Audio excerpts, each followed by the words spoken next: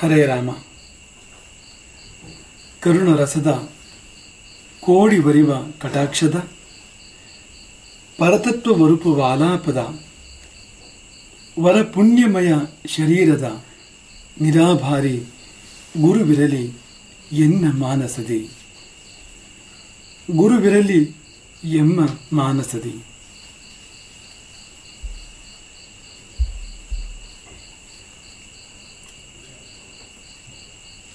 ಸಂತೋಷವೆನಿಸುತ್ತಿದೆ. ಬಹುಕಾಲದ ಬಳಿಕ ಮತ್ತೊಮ್ಮೆ ಸರಣಿ ಪ್ರವಚನವೊಂದನ್ನು ಮಾಡ್ತಾ ಇದ್ದೇವೆ. ನಿಮ್ಮ ಜೊತೆಗೆ ಭಾವ ಸಂವಾದವನ್ನು ಮಾಡ್ತಾ ಇದ್ದೇವೆ. ಧಾರಾರಾಮಾಯಣದ ಬಳಿಕ ವಿಷಯಾಧಾರಿತವಾದ ಸರಣಿ ಪ್ರವಚನ ನಡೆದಿರಲಿಲ್ಲ. ಹೃದಯದ ಭಾವಗಳನ್ನು ಹಂಚಿಕೊಳ್ಳುವುದಕ್ಕೆ ಅವಕಾಶವಾಗಿರಲಿಲ್ಲ. ಸುದೈವದಿಂದ ಅವಕಾಶವಾಗ್ತಾ ಇದೆ. ಇಂದಿನಿಂದ ಪ್ರತಿ ಗುರುವಾರ ಗುರುಕುಲಗಳ ಕುರಿತಾಗಿ ಪ್ರವಚನ. ಗುರುವಾರವೇ ಏಕೆ? ಸೂರ್ಯ ಅಧಿಕಾರವನ್ನು ಕೊಡ್ತಾನೆ. ನವಗ್ರಹಗಳಲ್ಲಿ ಶನಿ ವೈರಾಗ್ಯವನ್ನು ಕೊಡ್ತಾನೆ. ಮಂಗಲ ಪರಾಕ್ರಮವನ್ನು ಕೊಡ್ತಾನೆ. ಶುಕ್ರ ಐಶ್ವರ್ಯವನ್ನು, ಐಹಿಕ ಸುಖವನ್ನು ಕೊಡ್ತಾನೆ. ಜ್ಞಾನವನ್ನು ಕೊಡುವವನು ಗುರು. ಜ್ಞಾನವನ್ನು ಕೊಡುವವನು ಗುರು. ಈ ಮಾತುಕತೆ ಜ್ಞಾನಕ್ಕೆ ಸಂಬಂಧಪಟ್ಟಿರತಕ್ಕಂಥದ್ದು. ಗುರುಕುಲವೆಂದರೆ ಏನು? ಜ್ಞಾನ, ಅದೇ ಗುರುಕುಲ. ಜ್ಞಾನವುಳ್ಳವನು ಗುರು, ಜ್ಞಾನದಿಂದ ಗುರು, ಗುರುವಿನಿಂದ ಗುರುಕುಲ, ಗುರುಕುಲದಿಂದ ಭಾರತ. ಭಾರತವು ಭಾರತವಾಗಿ ಉಳಿಯಲಿಕ್ಕೆ ಕಾರಣ ಗುರುಕುಲಗಳು. ಗುರುಕುಲಗಳು ಭಾರತದ ಆತ್ಮ. ಗುರುಕುಲದ ಸಾರ ಗುರು, ಗುರುವಿನ ಸಾರ ಜ್ಞಾನ. ಜ್ಞಾನವೆಂಬುದು ಇಡೀ ಪರಿಕಲ್ಪನೆಯ ಮೂಲ, ಅದು ಕೇಂದ್ರ ಬಿಂದು. ಹಾಗಾಗಿ ಗುರುವಾರದಂದು ಜ್ಞಾನವನ್ನು ಕೊಡುವ ಗುರುವಿನ ವಾರದಂದು, ಈ ವಾರ ಗುರುವಾರದ ಆಧಿಪತ್ಯ ಗುರುವಿನದು, ಗುರುವಾರದ ನಿಯಂತ್ರಣ ಗುರುವಿನದು. ಹಾಗಾಗಿ ಗುರುವಿನ ಕಕ್ಷೆಯೊಳಗೆ ಈ ಒಂದು ಉಪನ್ಯಾಸದ ಕಾರ್ಯಕ್ರಮ ನಡೀತಾ ಇರತಕ್ಕಂಥದ್ದು ತುಂಬ ಮನಸ್ಸಿಗೆ ಹಿತವನ್ನು, ಮುದವನ್ನು ನೀಡ್ತಾ ಇರುವಂಥದ್ದು. ಅರಿವೋ ಅನ್ನವೋ ಯಾವುದು ಬದುಕಿಗೆ ಅನಿವಾರ್ಯ? ಅನ್ನವಿಲ್ಲದಿದ್ದರೆ ಬದುಕಿಲ್ಲ, ಅರಿವಿಲ್ಲದಿದ್ದರೆ ಬದುಕಿಗೂ ಉಪಯೋಗವಿಲ್ಲ. ಅರಿವು ದೊಡ್ಡದು. ಹಾಗಾಗಿ ಮನುಷ್ಯನಿಗೆ ತಲೆ ಮೇಲೆ, ಎಲ್ಲಕ್ಕಿಂತ ಮೇಲೆ ದೇವರು ತಲೆಯನ್ನು ಕೊಟ್ಟಿದ್ದಾನೆ. ಮರಗಿಡಗಳಿಗೆ ತಲೆ, ಎಲ್ಲಕ್ಕಿಂತ ಕೆಳಗೆ ಬೇರುಗಳು, ಮಣ್ಣಿನೊಳಗೆ ಹೂತು ಹೋಗಿರ್ತವೆ ಅವು. ಪ್ರಾಣಿಗಳಿಗೆ ತಿರ್ಯಕ್ ಜಂತುಗಳು ಅಂತ ಕರೀತಾರೆ. ಅಡ್ಡಡ್ಡಲಾಗಿ ಹೊಟ್ಟೆ ತಲೆ ಒಂದೇ ಸಮ, ಹೊಟ್ಟೆಗಿಂತ ತಲೆ ಮೇಲೆ ಅಂತೇನಿಲ್ಲ. ಆದರೆ ಮನುಷ್ಯನಿಗೆ ಮಾತ್ರ ಎಲ್ಲ ಅಂಗಗಳಿಗಿಂತ, ಎಲ್ಲ ಅವಯವಗಳಿಗಿಂತ ತಲೆ ಮೇಲೆ ಎಂದರೆ ಜ್ಞಾನ ಮೇಲೆ. ಅವನೇ ಮನುಷ್ಯ. ಈ ಮನುಷ್ಯ ಶಬ್ದದ ಮನು ಎಂಬ ಭಾಗ ಇದೆಯಲ್ಲ, ಅದು ಜ್ಞಾನವನ್ನು ಹೇಳ್ತದೆ. ಮನು ಅವಬೋಧೆ ಅಂತ. ಅದು ಇಳಿದಿದ್ರೆ ಎಂಥ ಮನುಷ್ಯರಿ ಅವನು, ಮನುಷ್ಯನೇ ಅಲ್ಲ. ಹಾಗಾಗಿ ಈ ಜ್ಞಾನವನ್ನು ಹೊರತುಪಡಿಸಿ ಬದುಕಿಲ್ಲ. ಈಗ ನೋಡಿ, ಬದುಕಿನ ಆಸೆಯನ್ನು ತೊರೆದವರು ವೈದ್ಯಕೀಯವಾಗಿ ಅವನಿನ್ನು ಬದುಕಲಿಕ್ಕೆ ಸಾಧ್ಯ ಇಲ್ಲ ಎನ್ನುವ ತೀರ್ಮಾನ ಬಂದಿರ್ತದೆ. ವೆಂಟಿಲೇಟರ್ ಮೂಲಕವಾಗಿ ಅವನ ಬದುಕನ್ನು ಪ್ರೊಲಾಂಗ್ ಮಾಡ್ತಾರೆ. ಕೆಲವು ಗಂಟೆಗಳು, ದಿನಗಳು ಬದುಕನ್ನು ಮುಂದುವರಿಸ್ತಾರೆ. ಯಾರಿಗೇನು ಉಪಯೋಗ? ಏನು ಉಪಯೋಗ ಇಲ್ಲ. ಅವನಿಗೇನು ಗೊತ್ತೂ ಇಲ್ಲ. ಅರಿವಿಲ್ಲದಿರುವಾಗ ಬದುಕಿಗೆ ಯಾವ ಅರ್ಥವೂ ಇಲ್ಲ. ನೀವು ನಿದ್ದೆ ಮಾಡ್ತಾ ಇದ್ದಾಗ ನಿಮ್ಮ ಬದುಕಿಗೆ ಏನು ಅರ್ಥ ಇದೆ? ಏನು ಅರ್ಥ ಇಲ್ಲ. ಹಾಗಾಗಿ ಅರಿವು, ಬದುಕು ಸಾರ್ಥಕವಾಗಲಿಕ್ಕೆ ತುಂಬ ಮುಖ್ಯವಾಗಿ ಬೇಕಾಗತಕ್ಕಂಥದ್ದು ಅರಿವು ನೀಡುವ ವ್ಯವಸ್ಥೆಯೇ ಗುರುಕುಲ, ಅಥವಾ ಅರಿವು ನೀಡುವ ವ್ಯವಸ್ಥೆಯಲ್ಲಿ ಸರ್ವಶ್ರೇಷ್ಠವಾದುದು, ಜಗತ್ತಿನಲ್ಲಿಯೇ ಸರ್ವಶ್ರೇಷ್ಠ ಮತ್ತು ಇತಿಹಾಸದಲ್ಲಿಯೇ ಸರ್ವಶ್ರೇಷ್ಠ, ಅದು ಗುರುಕುಲ ಪದ್ಧತಿ. ಈಗ ಗುರುಕುಲವನ್ನು ತಿಳಿಬೇಕು ನಾವು. ಈ ಪ್ರವಚನ ಸರಣಿಯ ಬಿಂದು ಅದುವೇ. ಭಾರತ ಗುರುಕುಲ, ಗುರುಕುಲವಿಲ್ಲದ ಭಾರತವೆಲ್ಲಿ? ಗುರುಕುಲವನ್ನು ತಿಳಿಬೇಕು ನಾವು ಮೊದಲು. ಗುರುಕುಲವನ್ನು ತಿಳಿಯುವುದು ಅಂದರೆ ಏನು? ಗುರುಕುಲವನ್ನು ತಿಳಿಯುವುದು ಅಂದರೆ ಗುರುವನ್ನು ತಿಳಿಯುವುದು, ಕುಲವನ್ನು ತಿಳಿಯುವುದು, ಆಮೇಲೆ ಗುರುವಿನ ಕುಲವನ್ನು ತಿಳಿಯುವುದು. ಗುರುಕುಲವನ್ನು ತಿಳಿಯುವುದು. ಇದಿಷ್ಟೂ ಆಗದೆ ನಾವು ಗುರುಕುಲ ಅಂತ ಹೇಳಲಿಕ್ಕೆ ಸಾಧ್ಯ ಇಲ್ಲ. ಇಂಗ್ರೀಡಿಯೆಂಟ್ಸ್, ಗುರುಕುಲ ಶಬ್ದದಲ್ಲಿ ಗುರು ಕುಲ, ಗುರುವಿನ ಕುಲ, ಇದೆಲ್ಲ ಗೊತ್ತಾಗುತ್ತೆ. ಗುರುಕುಲ ಹೇಗೆ ಗೊತ್ತಾಗುವಂಥದ್ದು? ಹಾಗಾಗಿ ಬಿಡಿಸಿ ಬಿಡಿಸಿ ಒಂದೊಂದಾಗಿ ನಾವು ತಿಳಿತಾ ಹೋಗೋಣ. ನಾವು ಈ ವಿಷಯದ ಮೂಲಕವೇ ಸೂಚ್ಯವಾಗಿ ತಿಳಿಸಿದ ಹಾಗೆ ಗುರುಕುಲವಿಲ್ಲದ ಭಾರತವಿಲ್ಲ, ಗುರುಕುಲವಿಲ್ಲದ ಭಾರತವಿಲ್ಲ. ಹಾಗೆಯೇ ಗುರುವಿಲ್ಲದೆ ಗುರುಕುಲವಿಲ್ಲ. ಗುರುವು ಗುರುಕುಲದ ಆತ್ಮ, ಗುರುವು ಗುರುಕುಲದ ಜೀವನಾಡಿ. ಅಂಥ ಗುರುವಿನ ಕುಲ ಗುರುಕುಲ. ಗುರುವೇ ಇಲ್ಲದಿದ್ದರೆ ಅವನ ಕುಲವಿಲ್ಲಿ, ಶೂನ್ಯವೇ ಉಳಿಯುವಂಥದ್ದು. ಹಾಗಾಗಿ ಗುರು ಹೋದರೆ ಅರ್ಧ ಹೋಯಿತು. ಗುರುಕುಲ ನಾಲ್ಕು ಅಕ್ಷರದ ಶಬ್ದ ನೋಡಿ, ಗುರುಕುಲ. ಗುರು ಹೋದರೆ ಅರ್ಧ ಹೋಯಿತು, ಇನ್ನರ್ಧ ಇದೆಯಲ್ಲ ಅಂದರೆ ಇನ್ನರ್ಧ ಉಳಿಯೋದಿಲ್ಲ. ಗುರುವೇ ಇಲ್ಲದ ಮೇಲೆ ಕುಲವಾದರೂ ಉಳಿಯುವುದೆಲ್ಲಿ? ಕೊನೆಗುಳಿಯುವುದು ಶೂನ್ಯ. ನಮಗೆ ಮನಸ್ಸಿಗೆ ಬರಬೇಕು ಅಂದರೆ ಒಂದು ನಿಮಗೆಲ್ಲ ಗೊತ್ತಿರೋಂಥ ಉದಾಹರಣೆ ಕೊಡಬೇಕಾಗ್ತದೆ. ನಾವು ತರಗತಿಯಲ್ಲಿ ಗುರುಗಳು ಚಿತ್ರ ಬಿಡಿಸೋದಕ್ಕೆ ಸೂಚನೆ ಕೊಟ್ಟಿದ್ದರು ಮಕ್ಕಳಿಗೆಲ್ಲ. ಆತನೊಬ್ಬ ತುಂಟ ವಿದ್ಯಾರ್ಥಿ, ಅವನು ಚಿತ್ರ ಬಿಡಿಸೋದು ಬಿಟ್ಟು ಚೇಷ್ಟೆ ಮಾಡ್ತಾ ಇದ್ದ. ಸಮಯ ಬಂತು, ಗುರುಗಳು ಎಲ್ಲ ವಿದ್ಯಾರ್ಥಿಗಳಿಂದ ಚಿತ್ರವನ್ನು ಸಂಗ್ರಹ ಮಾಡ್ತಾರೆ. ಇವನು ಚಿತ್ರ ಸಂಗ್ರಹ ಮಾಡಿದರೆ, ಈ ತುಂಟ ವಿದ್ಯಾರ್ಥಿ ಚಿತ್ರವನ್ನು ಸಂಗ್ರಹ ಮಾಡಿದರೆ ಏನುಂಟು ಅಲ್ಲಿ? ಬರೀ ಬೋಳು, ಬರೀ ಶೂನ್ಯ, ಬಿಳಿ ಹಾಳೆ. ಎಲ್ಲೋ ಚಿತ್ರ? ಗುರುಗಳು ಕೇಳ್ತಾರೆ ವಿದ್ಯಾರ್ಥಿಯನ್ನು. ಚಿತ್ರವ ಬಿಡಿಸಿದ್ನಲ್ಲ, ಅದೇ ಹುಲ್ಲುಗಾವಲು, ಕುದುರೆ, ಹುಲ್ಲುಗಾವಲಿನಲ್ಲಿ ಕುದುರೆ ಮೇಯುವ ಚಿತ್ರ. ಗುರುಗಳು ಮತ್ತೊಂದು ಸಾರಿ ಕಣ್ಣು ಹಾಯಿಸಿದರು. ಬಿಳಿ ಹಾಳೆ ಇರುವಂಥದ್ದು, ಹುಲ್ಲುಗಾವಲು ಎಲ್ಲಿದೆ ಅಲ್ಲಿ? ವಿದ್ಯಾರ್ಥಿ ಹೇಳಿದಂತೆ, ಅದು ಹುಲ್ಲೆಲ್ಲ ಕುದುರೆ ಮೆಂದಿದೆ, ಹಾಗಾಗಿ ಹುಲ್ಲೇನು ಇಲ್ಲ. ಆಯ್ತು, ಕುದುರೆ ಎಲ್ಲೋ ಅಂತ. ಹುಲ್ಲು ಮೆಂದಾದ್ಮೇಲೆ, ಹುಲ್ಲೆಲ್ಲ ಖಾಲಿ ಆದ್ಮೇಲೆ ಕುದುರೆ ಯಾಕೆ ಇರ್ತದೆ? ಹೋಗಿದೆ ಅದು. ಹಾಗಾಗಿ ಬಿಳಿ ಹಾಳೆ ಉಳಿದಿದ್ದು, ಶೂನ್ಯ ಉಳಿದಿದ್ದು. ಈ ತಮಾಷೆ ಸತ್ಯವಾಗಬೇಕು ಅಂತೇನಿಲ್ಲ, ಈ ವಿನೋದ ಕಣಿಕೆ ಇದೆಯಲ್ಲ, ಇದು ಸತ್ಯ ಆಗಬೇಕು ಅಂತಿಲ್ಲ. ಆದರೆ ಗುರುವಿಲ್ಲದೆ ಗುರುಕುಲವಿಲ್ಲ ಎನ್ನುವುದು ಸತ್ಯ. ಅದು ಗಂಭೀರ, ಅದು ತಮಾಷೆ ಅಲ್ಲ. ಹುಲ್ಲಿಲ್ಲದೆ ಕುದುರೆ ಇರಬಹುದು, ನೀರಿಲ್ಲದೆ ಮೀನು ಇರಬಹುದು, ಆದರೆ ಗುರುವಿಲ್ಲದೆ ಗುರುಕುಲವು ಇರಲಿಕ್ಕೆ ಸಾಧ್ಯವಿಲ್ಲ. ಯಾಕೆಂದರೆ ಗುರುಕುಲದ ಪ್ರಧಾನ ಕಾರ್ಯವೇ ಅದು. ಜ್ಞಾನವುಳ್ಳವನೊಬ್ಬ ತನ್ನ ಜ್ಞಾನವನ್ನು ಜ್ಞಾನಾಕಾಂಕ್ಷಿಗಳಿಗೆ, ಜಿಜ್ಞಾಸುಗಳಿಗೆ ವಿತರಿಸ್ತಾನೆ. ಅವನೇ ಇಲ್ದಿದ ಮೇಲೆ ಪುರೋಹಿತರಿಲ್ದಿದ್ರು ಮದುವೆಯನ್ನು ಹೇಗೋ ಮಾಡ್ಕೋಬೋದು, ಆದರೆ ಇಲ್ಲ ಹಾಗಲ್ಲ ಅಂತ. ಅವನು ಇಲ್ದಿದ ಮೇಲೆ ಜ್ಞಾನವನ್ನು ಕೊಡುವವರೇ ಇಲ್ದಿದ ಮೇಲೆ ತೆಗೆದುಕೊಳ್ಳುವರಿಲ್ಲ. ಅವರಿಗೇನು ಕೆಲಸ ಅಲ್ಲಿ? ಆ ಜ್ಞಾನ ಸಂಕ್ರಮಣದ ಸ್ಥಾನವೇ ಗುರುಕುಲ. ಅದು ನಡೆಯೋದಾದರೂ ಹೇಗೆ? ಹಾಗಾಗಿ ಈ ಗುರುವನ್ನು ನಾವು ಬಿಟ್ಟು ಗುರುಕುಲವನ್ನು ತಿಳ್ಕೊಳ್ಳಿಕ್ಕೆ ಸಾಧ್ಯ ಇಲ್ಲ.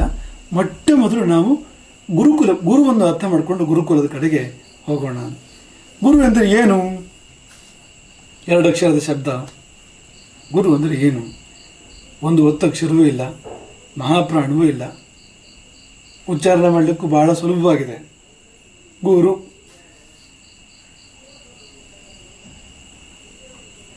ನಮ್ಮ ಉಪಾಧ್ಯಾಯರು ಹೇಳ್ತಾ ಇದ್ರು, ರಾಮಭದ್ರಾಚಾರ್ಯರು ನಮ್ಮ ಉಪಾಧ್ಯಾಯರು ಹೇಳ್ತಾ ಇದ್ರು, ಗುರುವಿಗೇನು ಕೊಂಬಿದೆಯಾ ಅಂದರೆ 2 ಕೊಂಬಿದೆ. ಗು ಒಂದು ಕೊಂಬು, ರು ಇನ್ನೊಂದು ಕೊಂಬು, 2 ಕೊಂಬಿದೆ. ಗುರು ಅಂದರೆ ಅವನು ಏಕಶೃಂಗ ವರಾಹ, ಚತುಶೃಂಗ ಪ್ರಣವ ಅಂತ ಹೀಗೆಲ್ಲ ಅವರು ಅದನ್ನು ಎತ್ತಿ ಆಡ್ತಾ ಇದ್ರು. ಇಂತಹ ಗುರು ಅಂದರೆ ಯಾರು ಅಂದರೆ ನಮ್ಮ ಸಂಸ್ಕೃತಿಯ ದೃಷ್ಟಿಯಿಂದ ದೇವರೇ. ಸಣ್ಣ ಪುಟ್ಟ ದೇವರಲ್ಲ, ಬ್ರಹ್ಮ ವಿಷ್ಣು ಮಹೇಶ್ವರ, ಅದರ ಆಚೆಗೆ. ಗುರುರು ಬ್ರಹ್ಮ, ಗುರುರು ವಿಷ್ಣು, ಗುರುರು ದೇವೋ ಮಹೇಶ್ವರ, ಗುರು ಸಾಕ್ಷಾತ್ ಪರಂ ಬ್ರಹ್ಮ, ತಸ್ಮೈ ಶ್ರೀ ಗುರವೇ ನಮಃ. ಸೃಷ್ಟಿಕರ್ತ ಬ್ರಹ್ಮ ಗುರು, ಸ್ಥಿತಿಕರ್ತ ವಿಷ್ಣು ಗುರು, ಲಯಕರ್ತ ರುದ್ರ ಗುರು, ಇದರ ಆಚೆಗಿನ ಪರಂ ಬ್ರಹ್ಮ, ಸಗುಣ ಸಾಕಾರವನ್ನು ದಾಟಿದ ನಿರ್ಗುಣ ಪರಂಬ್ರಹ್ಮ ಗುರು. ನೋಡಿ, ಜಗತ್ತಿನ ಯಾವ ದೇಶ ಹೀಗೆ ಹೇಳಿದೆ? ಯಾವ ಸಂಸ್ಕೃತಿ ಹೀಗೆ ಹೇಳಿದೆ? ಯಾವ ಮತಾಚಾರ್ಯನು ಗುರುವಿಗೆ ಈ ಒಂದು ಸ್ಥಾನವನ್ನು ನಿರೂಪಿಸಿದ್ದಾನೆ? ಗುರುವಿಗೆ ಈ ಸ್ಥಾನವನ್ನು ಕೊಡೋದು ಅನ್ನೋದು ನಾವು ಒಪ್ಪೋದಿಲ್ಲ. ಅದು ಇದೆ ನನಗೆ, ನಾವು ಅದನ್ನು ಗುರುತಿಸ್ತೇವೆ, ರೆಕಗ್ನೈಸ್ ಮಾಡ್ತೇವೆ ಅಷ್ಟೇ ಹೊರತು ನಮ್ಮ ಸಂಸ್ಕೃತಿ ಗುರುವಿಗೆ ಈ ಸ್ಥಾನವನ್ನು ಕೊಟ್ಟಿದೆ ಅಂದರೆ ಅವನು ಸುಳ್ಳು ಮಾತಾಡ್ತಾ ಇದ್ದಾನೆ, ತಪ್ಪು ಮಾತಾಡ್ತಾ ಇದ್ದಾನೆ. ಯಾರಿಗೂ ಏನನ್ನು ಕೊಡ್ಲಿಕ್ಕೆ ಸಾಧ್ಯ ಇಲ್ಲ. ಅದು ಇದೆ, ಆ ಸ್ಥಾನ ಇದೆ ಗುರುವಿಗೆ. ಅದೇನು ವಿನೋದ ಅಲ್ಲ, ಅದು ನಿಜ. ಅದು ಹೇಗಪ್ಪ ಅಂದರೆ, ಹೌದು, ನಿಮ್ಮ ಬದುಕನ್ನು ಸೃಷ್ಟಿ ಮಾಡ್ತಾನೆ ಗುರು. ಗುರುವನ್ನು ಕಾಣುವವರಿಗಿನ ಬದುಕಲ್ಲ ಅದು. ಅದೇನೇನ ನಿಜವಾದ ಬದುಕು ಗುರುವನ್ನು ಕಂಡ ಮೇಲೆ ಸೃಷ್ಟಿಯಾಗುವಂಥದ್ದು. ಹೊಸ ಬದುಕನ್ನು ಹುಟ್ಟು ಹಾಕ್ತಾನೆ ಗುರು, ಬ್ರಹ್ಮ ಸೃಷ್ಟಿಕರ್ತ. ಇರುವ ಒಳಿತೆಲ್ಲವನ್ನು ಉಳಿಸ್ತಾನೆ. ನಿಮ್ಮಲ್ಲಿ ಏನೇನು ಒಳಿತಿದೆ, ಈಗಿರ್ತಕ್ಕಂಥ ಒಳ್ಳೆ ಗುಣಗಳು ಹಾಗೆಯೇ ಉಳಿಸ್ತಾನೆ ವಿಷ್ಣು, ಸ್ಥಿತಿಕರ್ತ. ಬೇಡದನ್ನು ನಾಶ ಮಾಡ್ತಾನೆ. ನಿಮ್ಮಲ್ಲಿ ಕೆಡುಕೆ ಏನಿದೆ, ನಿಮ್ಮಲ್ಲಿ ನಿಮ್ಮ ಬದುಕಿಗೆ ಬೇಡವಾದುದು ಅಥವಾ ಪ್ರಪಂಚಕ್ಕೆ ಬೇಡವಾದುದು ಏನಿದೆ, ಅವುಗಳನ್ನು ನಾಶ ಮಾಡ್ತಾನೆ ಮಹೇಶ್ವರ. ಜ್ಞಾನನೇತ್ರವನ್ನು, ತನ್ನ 3ನೇ ಕಣ್ಣನ್ನು ತೆರೆದು, ಶಿವ 3ನೇ ಕಣ್ಣು ತೆರೆದು ಕಾಮನನ್ನು ಭಸ್ಮ ಮಾಡಿದ ಹಾಗೆ ಗುರು ತನ್ನ ಜ್ಞಾನನೇತ್ರವನ್ನು ತೆರೆದು ಶಿಷ್ಯನ ಬದುಕಿನ ಕೆಡುಕುಗಳನ್ನು ಸುಟ್ಟು ಉರುಹುತ್ತಾನೆ. ಇಷ್ಟೇ ಅಲ್ಲ, ಗುರು ಇದರ ಆಚೆಗೂ ವ್ಯಾಪ್ತಿ ಇದೆ. ಗುರು ಸಾಕ್ಷಾತ್ ಪರಂಬ್ರಹ್ಮ, ಇದರ ಆಚೆಗೂ ವ್ಯಾಪ್ತಿ ಇದೆ ಗುರುವಿಗೆ. ಹಾಗಾಗಿ ನಮ್ಮ ದೇಶ, ನಮ್ಮ ಸಂಸ್ಕೃತಿ, ನಮ್ಮ ಪರಂಪರೆ, ನಮ್ಮ ಪೂರ್ವಜರು ಗುರುವನ್ನು ದೇವರು ಎಂದೇ ಹೇಳಿದರು. ಅಯ್ಯೋ, ಅದು ಸಾಮಾನ್ಯ ಗುರುಗಳಿಗೆಲ್ಲ ಅಲ್ಲಪ್ಪ, ಅದು ಯಾವುದೋ ಅಂದರೆ ದೊಡ್ಡ ದೊಡ್ಡ ಮತ ಪ್ರವರ್ತಕರು, ಪೀಠಾಧಿಪತಿಗಳು, ಅಂಥವ್ರಿಗೆ ಮಾತ್ರ ಇರ್ತಕ್ಕಂಥದ್ದು, ಸ್ವಾಮಿಗಳು ಅವ್ರಿಗೆ ಮಾತ್ರ ಇರ್ತಕ್ಕಂಥದ್ದು. ಈ ಮೇಷ್ಟ್ರಿಗೆಲ್ಲ ಇರೋದಲ್ಲಪ್ಪ ಅದು ಅಂತ ಅನ್ಕೋಬೇಡಿ. ಒಂದಕ್ಕರಂ ಕಲಿಸಿದಾತಂ ಗುರು. ನಿಮ್ಮ ಬದುಕಿಗೆ, ನಿಮ್ಮ ಆತ್ಮಕ್ಕೆ, ನಿಮ್ಮ ಅಂತಸತ್ವಕ್ಕೆ ಪ್ರಯೋಜನವಾಗುವಂಥ ಒಂದು ಅಕ್ಷರವನ್ನು ಯಾರಾದರೂ ನಿಮಗೆ ಹೇಳಿಕೊಟ್ಟಿದ್ರು ಕೂಡ ಅವನು ಗುರುವೇ ಹೊರತು ಬೇರೆ ಏನೂ ಅಲ್ಲ ಅಂತ, ಗುರುವೇ ಆಗ್ತಾನೆ ಅಂತ. ಅದು ಕನ್ನಡದಲ್ಲಿ ಯಾರು ಹೇಳಿದ್ದು, ಹಳೆ ಮಾತಲ್ಲ. ಅಲ್ಪಂ ವಾ ಬಹುವಾ ಯಸ್ಯ ಶ್ರುತಸ್ಯ ಉಪಕರೋತೆಯ ತಮಪೀಯ ಗುರುಂ ವಿದ್ಯಾತ್ ಶ್ರುತೋಪಕ್ರಿಯೆಯಾತಯ. ಅಲ್ಪಂ ವಾ, ಸ್ವಲ್ಪ ಇರ್ಬೋದು, ಬಹುವ, ಬಹಳ ಇರ್ಬೋದು, ಶ್ರುತಸ್ಯ ಉಪಕರೋತೆಯ, ಯಾರು ನಿಮ್ಮ ಅರಿವಿಗೆ, ನಿಮ್ಮ ವಿದ್ಯೆಗೆ ತನ್ನ ಕಾಂಟ್ರಿಬ್ಯೂಷನ್ ಕೊಡ್ತಾನೋ, ತಮಪೀಹ ಗುರುಂ ವಿದ್ಯಾತ್, ಅವನನ್ನು ಗುರು ಎಂಬುದಾಗಿ ಭಾವಿಸು. ಯಾಕೆಂದರೆ ಆ ಕಾರ್ಯ ನಡೆದಿದೆ. ಅರಿವು ಸಿಂಧುವೋ ಬಿಂದುವೋ ಬಂದಿದ್ದೀರ ನಿನಗೆ ಆ ಕಡೆಯಿಂದ. ಹಾಗಾಗಿ ಗುರುಭಾವವನ್ನು ನೀನು ಅಲ್ಲಿ ಇಡಬೇಕಾಗ್ತದೆ ಎನ್ನುವಾಗ ಅದು ಕೇವಲ ಯಾರೋ ಮತಪ್ರವರ್ತಕರಿಗೋ, ಮತಾಚಾರ್ಯರಿಗೋ, ಪೀಠಾಧಿಪತಿಗಳಿಗೋ ಮಾತ್ರ ಸಲ್ಲುವಂಥದ್ದಲ್ಲ. ಗುರುತ್ವವು ಗೃಹಸ್ಥನಲ್ಲಿಯೂ ಇರಬಹುದು, ಗುರುತ್ವವು ಸಾಮಾನ್ಯರಂತೆ ಕಾಣುವನಲ್ಲೂ ಇರಬಹುದು. ಕಗ್ಗದ ಕವಿ ಹೇಳಿದಾರಲ್ಲ, ಸಾಮಾನ್ಯ ರೂಪದಲ್ಲಿ ಸಂಸಾರಿ ವೇಷದಲ್ಲಿ ಸ್ವಾಮಿ ನಿನ್ನಡೆಗೆ ಬರಬಹುದು ವರ ನೀಡಿ, ಮೈಮೆ ಕಾಂಬೊಡೆ ನಿನಗೆ ಸಂಸ್ಕಾರವಿರಬೇಕು, ತಾಮಸಿಗೆ ಬರವೆಲ್ಲಿ. ಹಾಗಾಗಿ ಸಾಮಾನ್ಯ ರೂಪದಲ್ಲಿ ನಮಗೆ ವಿದ್ಯೆಯನ್ನು ಕೊಡುವ ರೂಪದಲ್ಲಿ ಗುರು ಬಂದು, ದೇವರು ಬಂದು ನಮ್ಮನ್ನು ಅನುಗ್ರಹ ಮಾಡಬಹುದು. ಹಾಗಾಗಿ ಗುರುವಿಗೆ ದೇವರ ಸ್ಥಾನವನ್ನು ನಮ್ಮ ಪರಂಪರೆ ನೀಡಿದೆ ಅಲ್ಲ, ಅಲ್ಲಿರೋದನ್ನು ಗುರುತಿಸಿದೆ. ಮಕ್ಕಳು ದೇವರ ಜೊತೆ ಬೆಳಿಬೇಕು, ಅದೇ ಗುರುಕುಲದ ಕಲ್ಪನೆ. ನಮ್ಮ ಮಕ್ಕಳು ಯಾರ ಜೊತೆ ಬೆಳಿಬೇಕು? ನಮ್ಮ ಜೊತೆಗಂತೂ ಅಲ್ಲ. ಯಾಕೆ ನಾವು ದೇವರಲ್ಲ, ದೇವರಂಥ ಮನುಷ್ಯರು ಅಲ್ಲ. ನಾವು ಹುಲು ಮಾನವರು, ನಮ್ಮಲ್ಲಿ ಲೋಪದೋಷಗಳು ಇರ್ತವೆ. ನಮ್ಮ ಮಕ್ಕಳಿಗೆ ಅದು ಬರೋದು ಬೇಡ. ಹಾಗಾಗಿ ದೇವರ ಜೊತೆ ಮಕ್ಕಳು ಬೆಳೀಲಿ, ದೇವರಂಥ ಮನುಷ್ಯರ ಜೊತೆ ಮಕ್ಕಳು ಬೆಳೀಲಿ. ಇದು ಗುರುಕುಲದ ಒಂದು ಪರಿಕಲ್ಪನೆ. ನಿಜವಾದ ವಿದ್ಯಾಭ್ಯಾಸ ಅದು ಕಣ್ಣು ಕಿವಿಗಳ ಮೂಲಕ ಸಹಜವಾಗಿ ಆಗ್ತಾ ಇರ್ತದೆ. ತರಗತಿಯಲ್ಲಿ ಕುಳಿತು ಹೇಳ್ಕೊಡೋದು, ಕೇಳೋದು ಈ ಆರ್ಟಿಫಿಷಿಯಲ್, ಕೃತ್ರಿಮವಾಗಿರ್ತಕ್ಕಂಥದ್ದು, ಇದರದ್ದು ಬಹಳ ಒಂದು ಲಿಮಿಟೆಡ್ ಇದಕ್ಕೆ ಸ್ಕೋಪ್ ಇರುವಂಥದ್ದು ಅಂತ. ಆದರೆ ನಿಜವಾದ ವಿದ್ಯಾಭ್ಯಾಸ ಹೇಗೆ ಅಂದರೆ, ಅದು ತನ್ನಷ್ಟಕ್ಕೆ ಸಹಜವಾಗಿ ಸುತ್ತಮುತ್ತಲ ಪರಿಸರದಿಂದ ನಮ್ಮ ಪ್ರಕೃತಿ ಅದನ್ನು ಅಬ್ಸರ್ವ್ ಮಾಡ್ತಾ ಇರ್ತದೆ. ಈಗ ನೀವು ನಿಮ್ಮ ಮದರ್ ಟಂಗ್, ಮಾತೃಭಾಷೆ ಕಲ್ತಿರಿ, ಯಾವ ಶಾಲೆಯಲ್ಲಿ ಕಲ್ತಿರಿ ನಿಮ್ಮ ಮಾತೃಭಾಷೆಯನ್ನು? ನಡೆಯೋದನ್ನು ಕಲ್ತಿರಿ. ಎಲ್ಲಿ ಹೋಗಿದ್ರಿ? ಯಾವ ಶಾಲೆಗೆ ಹೋಗಿದ್ರಿ? ಯಾವ ಪಿ ಟಿ ಮಿನಿಸ್ಟ್ರು ಹೇಳಿಕೊಟ್ರು ನಿಮಗೆ ನಡೆಯುವುದನ್ನು? ಹೇಗೆ ಗೊತ್ತಾಯ್ತು? ತುಂಬ ಸಹಜವಾಗಿ ಸುತ್ತಮುತ್ತ ನೋಡ್ತಾನೆ. ಆ ಮಗು ಗಮನಿಸ್ತಾ ಇರ್ತದೆ, ತನ್ನ ಸುತ್ತಮುತ್ತ ಇರೋರು ಏನೇನು ಮಾತಾಡ್ತಾ ಇರ್ತಾರೆ ಆ ಶಬ್ದಗಳನ್ನೆಲ್ಲ ಪ್ರಿಂಟ್ ಮಾಡಿಕೊಡ್ತದೆ ತನ್ನೊಳಗೆ. ತಾನು ಅದನ್ನು ಉಚ್ಚಾರ ಮಾಡಲಿಕ್ಕೆ ಪ್ರಯತ್ನ ಪಡ್ತದೆ. ತಪ್ಪು ತಡೆಗಳ ಮೂಲಕ ಕೊನೆಗೆ ಸರಿಯಾಗಿ ಉಚ್ಚಾರ ಮಾಡಲಿಕ್ಕೆ ಪ್ರಾರಂಭ ಮಾಡ್ತದೆ. ಹೀಗೆ ತಾನೇ ನಾವು ಮಾತೃಭಾಷೆ ಕಲ್ತಿದ್ದು, ನಡೆಯೋದು ಕಲ್ತಿದ್ದು. ಹಾಗೆ ತಾನೇ ನಮ್ಮ ಸುತ್ತಮುತ್ತ ಇರ್ತಕ್ಕಂಥ ಮನುಷ್ಯರೆಲ್ಲ ನಡೆಯೋದನ್ನು ಕಂಡು ತಾನೇ ನಾವು ನಡೆಯೋದನ್ನು ಕಲ್ತಿದ್ದು. ಹಾಗಾಗಿ ಮಗು ಅಧಿಕೃತವಾಗಿ ಶಾಲೆಯಲ್ಲಿ ತರಗತಿಯಲ್ಲಿ ಕುಳಿತು ಕಲಿಯೋದಕ್ಕಿಂತಲೂ ಹೆಚ್ಚು ತನ್ನ ಸುತ್ತಮುತ್ತ ನೋಡ್ತಾ ನೋಡ್ತಾ ಕಲಿತಾ ಇರ್ತದೆ.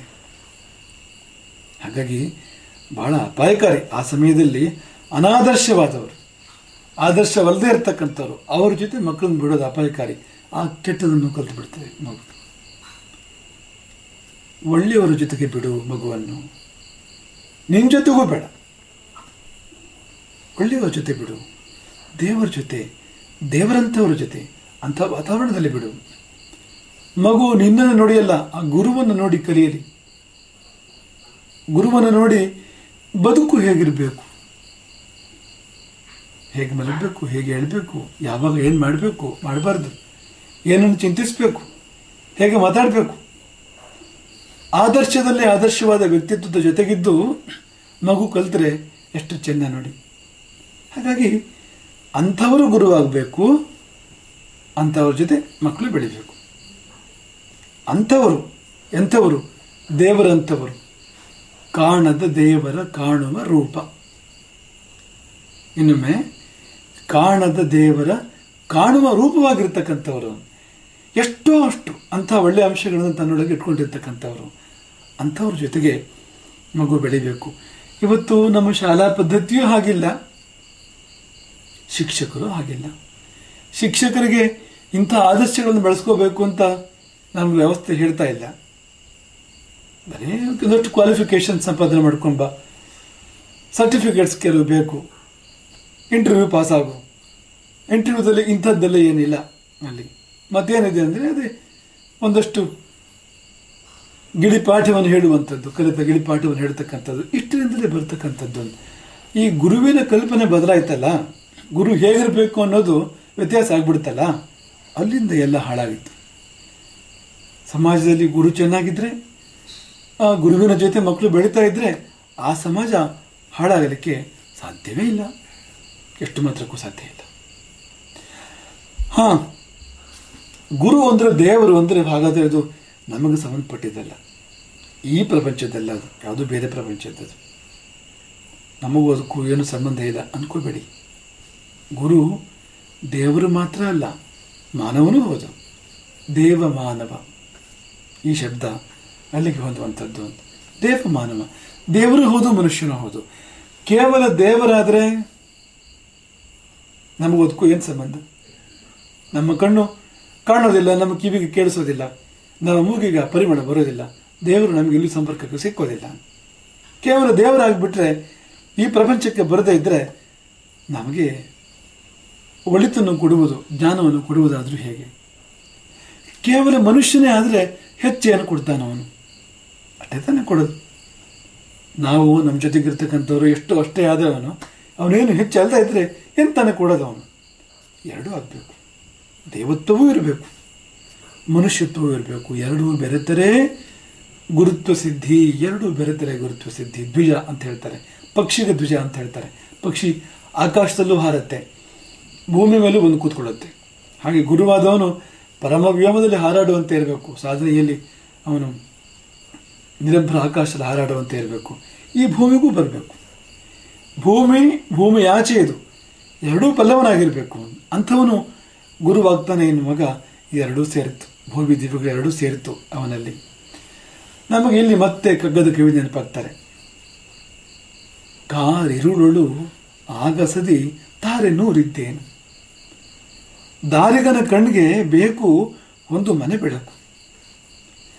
ದೂರದ ದೈವ ಬಂದಿರಲಿ ಮಾನುಷ ಸಖನ ಕೋರುವುದು ಬಡಜೀವ ಮಂಕುತಿಮ್ಮ. ಯಾವುದು ಮಹತ್ವದ್ದು? ತಾರೆಗಳೋ ಮನೆ ಬೆಳಕು? ದಾರಿ ಹೋಕನಿಗೆ ಯಾವುದು ಮಹತ್ವದ್ದು? ತಾರೆಗಳು ಮನೆ ಬೆಳಕು, ತಾರೆಗಳಿಂದ ದಾರಿ ಗೊತ್ತಾಗೋದಿಲ್ಲ. ದಾರಿ ಹೋಕನಿಗೆ ದಾರಿ ಗೊತ್ತಾಗಬೇಕು ರಾತ್ರಿ ಹೊತ್ತಿನಲ್ಲಿ ಅಂದರೆ ಮನೆ ಬೆಳಕನ್ನು ಕಂಡಾಗ ಓಹೋ ಅಲ್ಲಿ ಊರಿದೆ ಅಂತ ಅವನಿಗೆ ಪಥಪ್ರದರ್ಶಕವಾಗ್ತದೆ, ದಾರಿ ತೋರಿಸೋ ಕೆಲಸ ಮಾಡ್ತದೆ ಮನೆ ಬೆಳಕು. ಕಗ್ಗದ ಕವಿ ಹೇಳ್ತಾರೆ, ದೂರದ ದೈವ ಬಂತಿರಲಿ, ಎಲ್ಲಿದ್ದಾನೋ ದೇವರು, ಹೇಗಿದ್ದಾನೋ, ಎಷ್ಟು ದೂರವೋ ಗೊತ್ತಿಲ್ಲ. ಮಾನುಷ ಸಖನ ಕೋರುವುದು ಬಡ ಜೀವ. ಮನುಷ್ಯರೊಳಗೆ ಯಾರಾದರೂ ಬೇಕು, ಮನುಷ್ಯ ಕೋಟಿಯಲ್ಲಿ ಯಾರಾದರೂ ಬೇಕು. ಯಾಕೆಂದರೆ ಅವರು ನಮಗೆ ಕನೆಕ್ಟ್ ಆಗ್ತಾರೆ, ಕನೆಕ್ಟ್ ಆಗುವಂಥವ್ರು ಬೇಕು. ಮತ್ತು ಕನೆಕ್ಟ್ ಆದರೆ ಸಾಲದು, ಇನ್ನೇನನ್ನು ಮೇಲಿಂದ ದಿವಿಯಿಂದ ತಂದು ಕೊಡುವ ಹಾಗಿರಬೇಕು, ಉನ್ನತವಾದನ್ನು ಕೊಡುವ ಹಾಗಿರಬೇಕು. ಹಾಗಾಗಿ ಅದು ಬೇಕು. ಇದನ್ನೇ ಬೇರೆ ಭಾಷೆಯಲ್ಲಿ ನಾವು ಹೇಳ್ಕೊತಾ ಇರ್ತೇವೆ. ಕೆಲವರು ಎತ್ತರ ಇರ್ತಾರೆ, ಕೆಲವರು ಹತ್ತಿರ ಇರ್ತಾರೆ. ಎತ್ತರ ಇರೋರೆಲ್ಲ ಹತ್ತಿರ ಇರ್ತಾರೆ ಅಂತೇನಿಲ್ಲ, ದೂರ ಅದು ಎತ್ತರ ಅಂದರೆ ಹಾಗೆ. ಹಾಗೆ ಹತ್ತಿರ ಇರೋರು ಎತ್ತರವಾಗಿರ್ತಾರೆ ಅಂತಲೂ ಏನಿಲ್ಲ. ನಮ್ಮ ಹಾಗೆ ಇರ್ತಾರೆ, ನಮಗೇನು ಕೊಡ್ತಾರೆ, ನಮಗಿಂತ ಏನು ವಿಶೇಷ ಇದೆ ಅವರಲ್ಲಿ? ಎರಡೂ ಆಗಿದ್ದರೆ, ಎತ್ತರದವನು ಆಗಿದ್ದು ನಮಗೆ ಹತ್ತಿರದವನಾದರೆ ನಮಗವನು ಏನನ್ನೋ ಕೊಡ್ತಾನೆ. ಹತ್ತಿರದ ನಲ್ಲದ್ರೆ ಕೊಡೋಕ್ಕೆ ಆಗೋದಿಲ್ಲ, ಕರೆಕ್ಟ್ ಆಗೋದಿಲ್ಲ ಅಂತ. ಕರೆಕ್ಟ್ ಆಗಬೇಕಲ್ಲ, ಹಾಗಾಗಿ ಹತ್ತಿರ ಇರಬೇಕು ಅಂತ. ಕನೆಕ್ಟ್ ಆದಮೇಲೆ ಕೊಡೋಕೆ ಏನಾದ್ರು ಬೇಕು ತಾನೆ, ಎತ್ತರ ಇರಬೇಕು, ಅವನು ದೊಡ್ಡವನಾಗಿರ್ಬೇಕು ಅವನು. ಇದೇ ದೇವಮಾನವ ಅನ್ನೋ ಶಬ್ದಕ್ಕೆ ವಿವರಣೆ. ಹಾಗಾಗಿ ದೂರದ ದೈವವಂತಿರಲಿ ಮಾನುಷ ಸಖನ ಕೋರುವುದು ಬಡ ಜೀವ. ಇಲ್ಲಿ ಯಾರಾದರೂ ಬೇಕು ನಮಗೆ, ನಮ್ಮ ಮಧ್ಯೆ, ನಮ್ಮ ಸುತ್ತಮುತ್ತ, ನಮ್ಮ ಕಣ್ಣಿಗೆ ಕಾಣೋ ಹಾಗೆ, ಕಿವಿಗೆ ಕೇಳೋ ಹಾಗೆ, ಕಾಲು ಮುಟ್ಟೋಕೆ ಬರೋ ಹಾಗೆ ಯಾರಾದರೂ ಬೇಕು. ಅವನು ಕೇವಲ ಇಲ್ಲಿಗೆ ಸೀಮಿತವಾಗದೆ ಅಸೀಮಿತನಾಗಿದ್ದಾಗ, ಅವನು ದೇವರಂಥವನಾಗಿದ್ದಾಗ, ಅವನು ದೇವರೇ ಆಗಿದ್ದಾಗ, ಅವನಲ್ಲಿ ದೈವಿ ಗುಣಗಳು ತುಂಬಿದ್ದಾಗ ಲಾಭ ನಮಗೆ. ಹಾಗಾಗಿ ಗುರು ಎಂದರೆ ದೇವರು. ಎಲ್ಲ ದೇವರುಗಳು ಗುರುವಿನಿಂದ ನಡೆಸಿದ್ದಾರಂತೆ. ಯಾವತೀ ದ್ವಯ ದೇವತಾ ತಾ ಸರ್ವ ವೇದವಿಧಿ ಬ್ರಾಹ್ಮಣೇ ವಸಂತಿ. ಬಲ್ಲ ವಿಪ್ರನಲ್ಲಿ, ಇಲ್ಲಿ ಜ್ಞಾನವುಳ್ಳವನಲ್ಲಿ, ವೇದ ವಿಧಿ ಅಂಥವನಲ್ಲಿ ಎಲ್ಲ ದೇವತೆಗಳು ವಾಸ ಮಾಡ್ತಾರೆ. ಹಾಗಾಗಿ ಒಂದು ಗುರುವಿನ ಪೂಜೆ ಮಾಡಿದರೆ ಎಲ್ಲ ದೇವರ ಪೂಜೆ ಮಾಡಿದಂತಾಯಿತು. ಅದು ಮಾಡದೇ ಇದ್ದರೆ ಯಾವ ದೇವರನ್ನು ಪೂಜೆ ಮಾಡಿದ್ರು ಯಾವ ಉಪಯೋಗವೂ ಇಲ್ಲ. ಶ್ರೀ ಗುರುಭ್ಯೋ ನಮಃ ಅಂತಲೇ ಪ್ರಾರಂಭ ಆಗಬೇಕು. ಹಾಗೆ ಪ್ರಾರಂಭ ಮಾಡದೇ ಇದ್ದರೆ ಯಾವ ದೇವರನ್ನು ಪೂಜೆ ಮಾಡಿದ್ರು ಆ ದೇವರಿಗೆ ಸಂತೋಷ ಆಗೋದಿಲ್ಲ. ಅಷ್ಟು ಮುಖ್ಯವಾಗಿರ್ತಕ್ಕಂಥದ್ದು. ಗುರು ದೇವರು ಹೌದು, ಅಷ್ಟೇ ಅಲ್ಲ, ಗುರು ಮಾನವನೂ ಹೌದು, ದೇವಮಾನವ. ಮತ್ತು ಮುಂದುವರೆದು ನೋಡಿದಾಗ ಗುರು ಆದರ್ಶ ಮಾನವ. ಆದರ್ಶ ಮಾನವ, ಆದರ್ಶ ಅಂದರೆ ಕನ್ನಡಿ. ಸಂಸ್ಕೃತದಲ್ಲಿ ಆದರ್ಶ ಅಂದರೆ ಕನ್ನಡಿ. ಕನ್ನಡಿ ಯಾಕೆ ಬೇಕು? ಕನ್ನಡಿ ನೋಡಿಕೊಂಡು ನಮ್ಮ ಮುಖದ ಓರೆ ಕೋರೆಗಳನ್ನು ನಾವು ತಿದ್ದುಕೋಬೇಕು. ಕನ್ನಡಿ ಇರೋದು ಆ ಸಲುವಾಗಿ. ನಮ್ಮ ಮುಖದ ಓರೆ ಕೋರೆಗಳನ್ನು ನಾವು ತಿದ್ದುಕೊಳ್ಳಲಿಕ್ಕೆ ಎದುರು ನಿಂತು ನಮ್ಮ ಬಿಂಬವನ್ನು ತೋರಿಸಿ ಮಾಧ್ಯಮ ಆಗ್ತದೆ ಕನ್ನಡಿ. ಹಾಗೆಯೇ ಗುರು ಹೇಗಿರಬೇಕು ಅಂದರೆ, ಗುರು ನೋಡ್ತಾ ನಮ್ಮ ಓರೆ ಕೋರೆ ನಾವು ತಿದ್ದುಕೊಳ್ಳಾಗಿರಬೇಕು ಅಂತ. ಗುರುವಿನ ವ್ಯಕ್ತಿತ್ವವನ್ನು ಕಂಡು, ಗುರುವಿನ ಆದರ್ಶಗಳನ್ನು ಕಂಡು ನಮ್ಮ ಅನಾದರ್ಶಗಳನ್ನು ನಾವು ದೂರ ಮಾಡಿಕೊಳ್ಳುವಂತೆ, ನಮ್ಮನ್ನು ನಾವು ತಿದ್ದುಕೊಳ್ಳುವಂತೆ ಇರಬೇಕು. ಹಾಗಾಗಿ ಆವತ್ತಿನ ಕಾಲದ ಕಲ್ಪನೆ ಹೇಗೆ ಅಂದರೆ, ಮನುಷ್ಯರಲ್ಲಿ ಒಳ್ಳೆಯವನು, ದೇವರಂಥವನು, ಆದರ್ಶವಾದವನು, ದುರ್ಗುಣಗಳಿಲ್ಲದವನು, ಸುಗುಣಗಳು ತುಂಬಿದವನು, ಜ್ಞಾನವುಳ್ಳವನು, ನಮಗಿಂತ ವಿಶೇಷವಾದವನು, ಅಂಥವನನ್ನು ಗುರುವಾಗಿರಿಸಿ ಅವನ ಜೊತೆಗೆ ಮಕ್ಕಳನ್ನು ಬಿಡು, ಸಮಾಜದ ಮಕ್ಕಳನ್ನು ಬಿಡು. ಯಾಕೆ ಬಿಡಬೇಕು? ಅವನು ಹಾಗೇ ಆಗಲಿ, ಅವನನ್ನು ನೋಡ್ತಾ ನೋಡ್ತಾ ನೋಡ್ತಾ ಅವನ ಹಾಗೆ ಆಗಲಿ. ಸಂಸರ್ಗಜಾಹ ದೋಷ ಗುಣ ಭವಂತಿ. ದೋಷವಾಗಲಿ ಗುಣವಾಗಲಿ ಸಂಸರ್ಗದಿಂದ ಬರ್ತದೆ. ಗಂಧ ಮುಟ್ಟಿದರೆ ಕೈ ಪರಿಮಳ ಆಗ್ತದೆ, ಕೊಳಕು ಮುಟ್ಟಿದರೆ ಕೈ ದುರ್ಗಂಧ ಆಗ್ತದೆ, ಕೈಗೆ ಕೊಳಕು ಹತ್ತುತ್ತದೆ ಅಲ್ವಾ? ಹಾಗೆ ಅದು ಅಂತ. ಹಾಗೆ ನಾವು ಯಾರು ಸಂಸರ್ಗ ಮಾಡ್ತೇವೋ ತಾನಾಗಿ ಅವರ ದೋಷವಾಗಲಿ ಗುಣವಾಗಲಿ ನಮ್ಮೆಡೆಗೆ ಹರಿದು ಬರ್ತದೆ.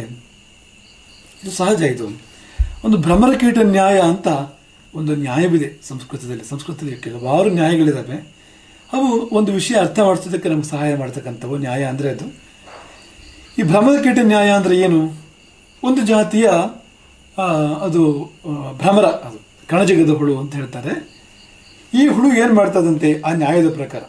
ಈ ಹುಳು ಏನು ಮಾಡ್ತದೆ ಅಂತಂದರೆ ಅದಕ್ಕೆ ಸ್ವಂತ ಸಂತತಿ ಇಲ್ಲ. ಯಾವುದೋ ಒಂದು ಹುಳುವನ್ನು, ಒಂದು ಜಾತಿಯ ಹುಳುವನ್ನು ಕಚ್ಕೊಂಡು ಬಂದು ತನ್ನ ಗೂಡೊಳಗೆ ಇಡ್ತದೆ. ಅದು ಆಮೇಲೆ ಗೂಡನ್ನು ಮುಚ್ಚಲಿಕ್ಕೆ ಆರಂಭ ಮಾಡ್ತದೆ. ಆ ಹುಳು ಭಯಭೀತವಾಗಿರ್ತದೆ. ಯಾವ ಚಿಕ್ಕ ಕೀಟವನ್ನು ಭ್ರಮರ ಕಚ್ಕೊಂಡು ಬಂದಿದೆಯೋ, ಭ್ರಮರ ಕೀಟ ನ್ಯಾಯ ಅಂದರೆ ಹಾಗೆ. ಅದು ಭ್ರಮರವು ಸಂತತಿಗೋಸ್ಕರವಾಗಿ ಕಚ್ಚಿಕೊಂಡು ಬರ್ತಕ್ಕಂಥ ಕೀಟ. ಆ ಕೀಟ ಮೊದಲೇ ಭಯಗ್ರಸ್ತ, ಯಾಕೆಂದರೆ ಕಚ್ಕೊಂಡು ಬಂದಿದೆ ಯಾವುದೋ ಒಂದು ಬೇರೆ ಒಂದು ಪ್ರಾಣಿ. ಗೂಡನ್ನು ಬೇರೆ ಮುಚ್ಚುತ್ತಾ ಇದೆ, ಗುಯ್ ಶಬ್ದ ಮಾಡ್ತಾ ಇದೆ. ಆ ಕೀಟದ ಸುತ್ತನೇ ಸುತ್ತಾ ಇದೆ. ಆ ಹುಳುವಿಗೆ ಜೀವ ಬಾಯಲ್ಲಿ, ಎಷ್ಟು ಹೊತ್ತಿಗೂ ತಿಂದುಬಿಡ್ತದೋ ನನ್ನನ್ನು ಎಂಬ ಹಾಗೆ ನಿರಂತರವಾಗಿ ಆ ಭ್ರಮರವನ್ನೇ ನೋಡ್ತಾ ಇರ್ತದಂತೆ. ಹಗಲು ರಾತ್ರಿ ಎಡೆಬಿಡದೆ ಅದೇ ಶಬ್ದ ಕೇಳೋದು ಕಿವಿಗೆ, ಅದನ್ನೇ ನೋಡೋದು. ಮನಸ್ಸು ಅಲ್ಲೇ ಏಕಾಗ್ರ. ಯಾಕೆಂದರೆ ಜೀವದ ಪ್ರಶ್ನೆ ಇದೆ. ಜೀವ ಹೋಗ್ತದೆ ಅಂದರೆ ಏಕಾಗ್ರತೆ ಬರ್ತದೆ ಯಾರಿಗಾದರೂ.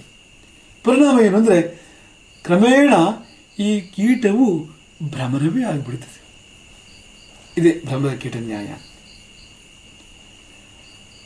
ಹೀಗೆ ಗುರುವಿನ ಗೂಡಿನೊಳಗೆ ಈ ಶಿಷ್ಯನು ಕೀಟವೇ. ಅವನು ಅಲ್ಲಿ ಬರೋದಕ್ಕಿಂತ ಮೊದಲು ಏನು ಭ್ರಮರು ಅವನು ಅಲ್ಲ, ಕೀಟವೇ ಅವನು. ಅವನು ಗುರುವಿನ ಗೂಡಿನೊಳಗೆ ಬಂದಾಗ, ಗುರುವಿನ ಮೇಲೆ ಏಕಾಗ್ರನಾದಾಗ, ಸ್ವಲ್ಪ ಭಯವೂ ಇರ್ತದೆ ಅನ್ನಿ, ಏಕಾಗ್ರನಾದಾಗ ಅದೊಂದೇ ಪ್ರಪಂಚ, ಬೇರೆ ಪ್ರಪಂಚ ಇಲ್ಲ ಅನ್ನೋ ಹಾಗಾದಾಗ ಅವನನ್ನೇ ನೋಡ್ತಾ, ಅವನನ್ನೇ ಕೇಳ್ತಾ, ಅವನ ಜೊತೆಗೆ ಒಡನಾಡ್ತಾ ಮಾತಾಡ್ತಾ ಅವನು ಹಾಗೆ ಆಗಿಬಿಡ್ತಾನೆ. ಅವನು ಗುರುವೇ ಆಗ್ಬೋದು, ಇನ್ನೊಂದು ಗುರುವೇ ಆಗ್ಬೋದು. ಇದು ಭ್ರಮರ ಕೀಟ ನ್ಯಾಯ. ಈ ರೀತಿಯಲ್ಲಿ ಗುರುಕುರುಗಳ ಒಂದು ಕಾನ್ಸೆಪ್ಟ್, ಕಲ್ಪನೆ ಬಂದಿರತಕ್ಕಂಥದ್ದು ಅಂತ. ಆದರ್ಶ ಮಾನವ ಅಷ್ಟೇ ಸಾಲದು, ಜ್ಞಾನದಾತ ಕೂಡ ಆಗಿರ್ಬೇಕು ಅವನು.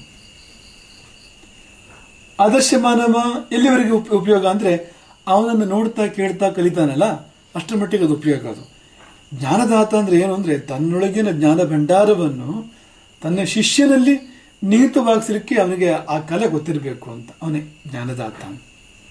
ಈಗ ತಿಳಿದವರು ಬೇರೆ, ಗುರು ಬೇರೆ. ತಿಳಿದವರೆಲ್ಲ ಗುರು ಆಗಲಿಕ್ಕೆ ಸಾಧ್ಯ ಇಲ್ಲ. ಗುರು ಅನ್ನೋದಕ್ಕೆ, ಗುರುವಾಗೋದಕ್ಕೆ ಒಂದು ಬೇರೆ ಯೋಗ್ಯತೆಯೇ ಬೇಕು. ಪರಮಹಂಸರು ಚೆನ್ನಾಗಿ ಹೇಳಿದ್ದಾರೆ ಅದನ್ನು, ರಾಮಕೃಷ್ಣ ಪರಮಹಂಸರು.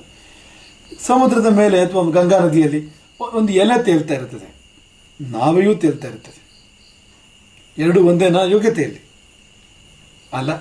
ಯಾಕಲ್ಲ ಅಂದರೆ ಎಲೆ ತಾನು ತೇಲ್ತಾ ಇದೆ ಹೋದು, ಅದರ ಮೇಲೊಂದು ಮಣ್ಣು ಹೆಂಟೆಯನ್ನಿಟ್ಟರು ಮುಳುಗಿ ಹೋಗ್ತದೆ. ಒಂದು ಪಕ್ಷಿಯನ್ನು, ಗುಬ್ಬಚ್ಚಿಯನ್ನು ಕೂತರೂ ಕೂಡ ಮುಳುಗಿ ಹೋಗ್ತದೆ ಅದು. ಅದಕ್ಕೆ ತಾನು ತೇಲುವ ಅರ್ಹತೆ ಇದೆ ಹೊರತು, ತಾನು ಮುಳುಗದಿರ್ತಕ್ಕಂಥ ಅರ್ಹತೆ ಇದೆ ಹೊರತು ಇನ್ಯಾರನ್ನಾರು ಎತ್ತಿ ಹಿಡಿತಕ್ಕಂಥ ಅರ್ಹತೆ ಇಲ್ಲ. ಮುಳುಗದಂತೆ ಮತ್ತಾರನ್ನು ಕಾಪಾಡೋ ಯೋಗ್ಯತೆ ಅದಕ್ಕಿಲ್ಲ. ನಾವೀಗ ಯೋಗ್ಯತೆ ಇದೆ. ನಾವೇ ತಾನು ತೇಲುವುದು ಮಾತ್ರ ಅಲ್ಲ, ನೂರಾರು ಜನರು ಮುಳುಗದಂತೆ ತನ್ನೊಳಗೆ ಅದು ಇಟ್ಟುಕೊಳ್ಳಬಲ್ಲದು. ಮಾತ್ರವಲ್ಲ, ಆಚೆ ದಡಕ್ಕೆ ಅವರನ್ನು ಕರೆದೊಯ್ಯಬಲ್ಲದು, ಈಚೆ ದಡದಿಂದ ಆಚೆ ದಡಕ್ಕೆ ಅವರನ್ನು ಕರೆದೊಯ್ಯಬಲ್ಲದು. ಹಾಗೆ ಎಷ್ಟೋ ಜನ ತಿಳಿದವರು ಇರ್ತಾರೆ, ಜ್ಞಾನಿಗಳಾಗಿರ್ತಾರೆ ಅವರು. ಆದರೆ ಅಷ್ಟೇ ಸಾಲದು, ಅವನಿಗೆ ತನ್ನ ಜ್ಞಾನವನ್ನು ಇನ್ನೊಂದು ಜೀವದ ಎದೆಯಲ್ಲಿ ಇಡ್ಲಿಕ್ಕೆ ಬರಬೇಕು. ಆ ಕಲೆ ಗೊತ್ತಿರಬೇಕು. ಗೊತ್ತಿದ್ದಾಗ ಅವನು ನೌಕೆಯಂತೆ ಆಗ್ತಾನೆ. ನೂರಾರು ಜನರು ಬದುಕು ಮುಳುಗದಂತೆ ಎತ್ತಿ ಹಿಡಿತಾನೆ ಅವನು. ಮಾತ್ರವಲ್ಲ, ನೌಕೆಯ ಹಾಗೆ ಆಚೆ ದಡಕ್ಕೆ, ಆದಿತ್ಯವರ್ಣಂ ತಮಸಃ ಪರಸ್ತಾತ್ ಎನ್ನುವ ಹಾಗಿರುವ ಆ ದಡಕ್ಕೆ, ಸಂಸಾರ ಸಾಗರದ ಆಚೆ ದಡಕ್ಕೆ, ಮುಕ್ತಿಗೆ ಕರೆದೊಯ್ತಾನೆ ಅಂತಹ ಗುರುವಾಗಿರ್ತಕ್ಕಂಥವನು. ಕಾಳಿದಾಸ ಇದನ್ನು ತನ್ನ ಮಾಲವಿಕ ಅಗ್ನಿಮಿತ್ರ ಎಂಬ ಕಾವ್ಯದ ಒಂದು ನಾಟಕದಲ್ಲಿ ಚೆನ್ನಾಗಿ ವಿವರಿಸಿದ್ದಾನೆ. 1ನೇ ಅಂಕ 16ನೇ ಶ್ಲೋಕ ಚೆನ್ನಾಗಿದೆ. ಆ ಶ್ಲೋಕ ಕಾಳಿದಾಸನದ್ದು. ಶ್ಲಿಷ್ಟ ಕ್ರಿಯಾ ಕಸ್ಯಚಿತ್ ಆತ್ಮಸಂಸ್ಥಾ, ಶ್ಲಿಷ್ಟ ಕ್ರಿಯಾ ಕಸ್ಯಚಿತ್ ಆತ್ಮಸಂಸ್ಥಾ, ಸಂಕ್ರಾಂತಿರನ್ಯಸ್ಯ ವಿಶೇಷಯುಕ್ತ, ಯಸ್ಯೋಭಯಂ ಸಾಧು ಸ ಶಿಕ್ಷಕಾಣಾಂ ಧುರಿ ಪ್ರತಿಷ್ಠಾಪಯಿತವ್ಯ ಏವ. ಕಾಳಿದಾಸ ಬದುಕನ್ನು ನೋಡಿದ ರೀತಿ ಅನನ್ಯ. ನೋಡಿದ ರೀತಿ, ನೀಡಿದ ರೀತಿ, ನಮಗೆ ನೀಡಿದ ರೀತಿ ಅನನ್ಯವಾಗಿರ್ತಕ್ಕಂಥದ್ದು. ನೋಡಿ ಅವನ ವಿಶ್ಲೇಷಣೆ ಹೇಗಿದೆ ಅಂತ. ಕಾಳಿದಾಸ ಹೇಳ್ತಾನೆ, ಕೆಲವರಿಗೆ ಅವರೊಳಗಿದೆ ಅದು ಅದ್ಭುತವಾದ ಜ್ಞಾನ, ಅದ್ಭುತವಾದ ಮೇಧೆ ಅವರೊಳಗಿದೆ, ಅದು ಅವ್ರ ಮಟ್ಟಿಗೆ ಸಾಕೋದು. ಇನ್ನು ಕೆಲವರಿಗೆ ಅವರೊಳಗೆ ಅದ್ಭುತವಾದ ಮೇಧೆ, ಜ್ಞಾನ, ಪ್ರೆಸೆಂಟೇಷನ್ ಚೆನ್ನಾಗಿದೆ, ಆದರೆ ಅವರಿಗೆ ಒಳಗೇನೂ ಇಲ್ಲ, ಟೊಳ್ಳು, ಖಾಲಿ, ಅಂಥವರೆಲ್ಲೂ ಉಪಯೋಗ ಏನೂ ಇಲ್ಲ.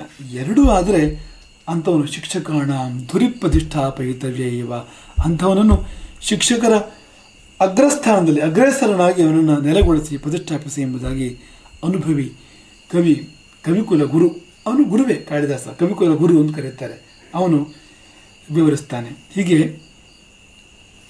ಗುರುವೆಂಬುದು ಇಷ್ಟೆಲ್ಲ ವಿಶೇಷದಿಂದ ಕೊಟ್ಟಿರ್ತಕ್ಕಂಥದ್ದು. ಗುರುವೆಂದರೆ ದೇವರು, ಗುರುವೆಂದರೆ ದೇವ ಮಾನವ, ಗುರುವೆಂದರೆ ಮಾನವ, ಆದರ್ಶ ಮಾನವ. ಗುರುವೆಂದರೆ ಆದರ್ಶ ಮಾನವ ಮಾತ್ರವಲ್ಲ, ಗುರು ಮೇಧಾವಂತ, ಪ್ರಜ್ಞಾವಂತ, ಜ್ಞಾನವಂತ ಮಾತ್ರವಲ್ಲ, ತನ್ನ ಜ್ಞಾನವನ್ನು ಸಲೀಲವಾಗಿ ಶಿಷ್ಯನಿಗೆ ವಿತರಿಸಬಲ್ಲ. ಇದೆಲ್ಲ ಇದ್ದಂಥ ಗುರುವಿನ ಜೊತೆಯಲ್ಲಿ ಇರೋದಿದೆಯಲ್ಲ, ಅದಕ್ಕಿಂತ ಭಾಗ್ಯ ಬೇರೆ ಯಾವುದಿದೆ? ಅದಕ್ಕಿಂತ ಅದೃಷ್ಟ ಬೇರೆ ಯಾವುದಿದೆ? ಮಗು ಮಾನವನಾಗತ್ತೆ, ಮಾಧವನಾಗತ್ತೆ, ಸಾಧ್ಯ ಇದೆ. ಅಂತಹ ಗುರುವಿನ ಸಾನ್ನಿಧ್ಯದಲ್ಲಿ, ಅಂತಹ ಗುರುವಿನ ಸುತ್ತಮುತ್ತ, ಅವನ ಕಣ್ಣಳತೆಯಲ್ಲಿ, ಅವನ ಆಶೀರ್ವಾದದಲ್ಲಿ, ಅವನ ಅನುಗ್ರಹ ಛತ್ರದಲ್ಲಿ ಇದ್ದರೆ ಕೊರಡು ಕೊನರುವುದಯ್ಯ, ಕೊರಡು ಕೊನರುವುದಯ್ಯ. ಹರೇ ರಾಮ.